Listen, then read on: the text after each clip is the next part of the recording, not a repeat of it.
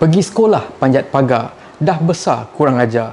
Pengerusi prasarana cetus kemarahan rakyat Malaysia dengan sidang media yang penuh bongkak dan juga kurang cerdik.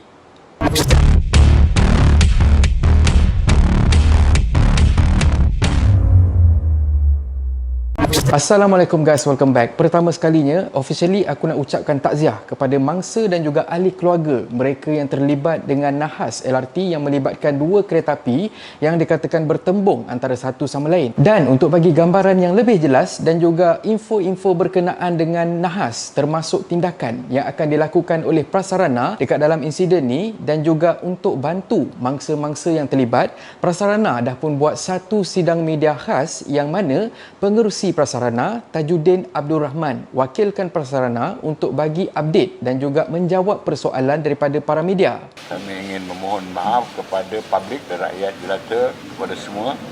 Aku ada tengok juga sidang media tersebut dan jujurnya aku sendiri pun triggered dengan beberapa kenyataan daripada uncle ni. Janganlah main, orang kata pun nak probok-probok. It's not good. I'm going to have my second dose today, you know. Walau macam mana pun, dah lewat, I made up my mind that I will come this first thing in the morning. Tahu first thing in the morning? Putih ke cakap putih? Of course, yang paling menyakitkan hati ialah apabila Tajuddin bagi gambaran apa yang terjadi kepada dua train yang berlanggar tu dengan ayat berikut. What situation? Normal. Only the two cars are now together. They kiss each other. Pada siapa yang seperti kata Tajuddin? Putih ke cakap putih?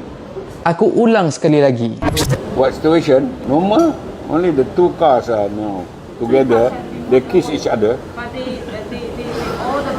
Pada aku, tak guna kalau kata kau bijak bahasa Inggeris tapi kau jenis tak faham bahasa dan juga kurang cerdik sampai bergurau tak kena tempat. Kalau aku tengok pun sepanjang sidang media berlangsung, agak letih sebenarnya nak tunggu dia habiskan ayat dia dan nampak macam tak bersedia dengan info-info yang diperlukan untuk jawab soalan pasal insiden yang berlaku. Mungkin juga Pak Cik ni jenis tak biasa buat meeting pagi-pagi. Aku nampak je lah, bukan aku kata betul-betul. Putih ke cakap putih?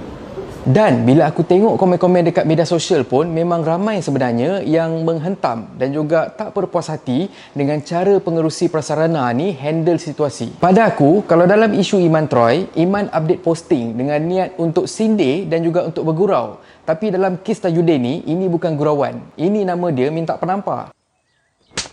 Tuan tengok tak video mangsa-mangsa yang berlumuran darah, yang mengerang kesakitan dan tuan simply anggap situasi ni sebagai situasi yang ada masa untuk melawak. Kepala bana. Think, Mark, think. Dengan nak bagi alasan apa semua, rakyat peduli apa kalau kata kau tengah nak buat second dose of vaksin ataupun sebagainya. Itu hal peribadi kau. Kena ingat, kau kena selesaikan perkara ni bukan percuma. Syarikat dan juga kerajaan bayar kau untuk kau uruskan atas kapasiti kau. Kalau kata kau nak berkira, kau letak jawatan, duduk kat rumah, kau layan cucu kau. Dah tua pun bodoh.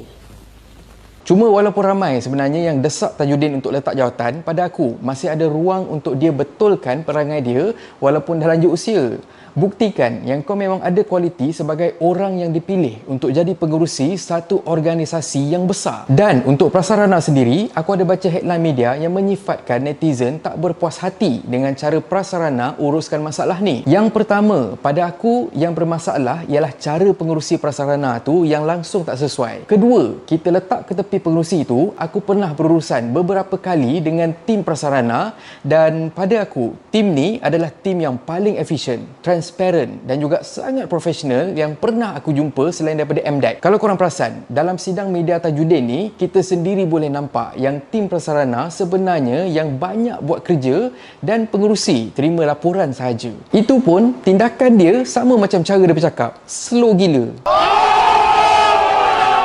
Jadi, secara peribadi, aku bantah kalau netizen kata prasarana tak efisien. Pertama, jaga pertuturan. Jangan ingat kita berjawatan tinggi atau dihormati orang sekeliling, kita boleh bercakap sesuka hati. Kenal pasti situasi and speak accordingly. Bila dah terima kerja tu, maksudnya kau terima tanggungjawab sekali. Jadi apa saja urusan peribadi, terutamanya dalam situasi yang mudarat macam ni, kau tak payah nak bagi alasan peribadi dan juga sebagainya. No one cares. Contohnya macam aku, sebab aku tak nak lebihkan benda lain selain daripada keluarga, sebab itu aku berhenti kerja. It's that simple. Jangan menyusahkan orang dengan alasan peribadi kau. Apapun, terima kasih kepada Tok Najib sebab sound anak buah dia dan bagi nasihat untuk bagi duit bantuan yang lebih tinggi daripada yang diumumkan iaitu 1,000. Namun, masih lagi belum dinyatakan berapa jumlah yang terbaru. Aku rasa, bila dah letak jawatan nanti ataupun diberhentikan, mungkin pada waktu itulah Tajuddin akan perform. Sama macam bos dia, Bos Q. Mana apa, bosku? Dan akhir kata pepantun, bila atuk bertongkat kaki, jangan ego, tongkat sekali. Patut tua, makin berisi. Tapi ni, sakitkan hati. Dan kalau korang suka konten yang ada dalam channel ni, please consider to subscribe, okay? So, thank you very much for watching and have a nice day. Assalamualaikum.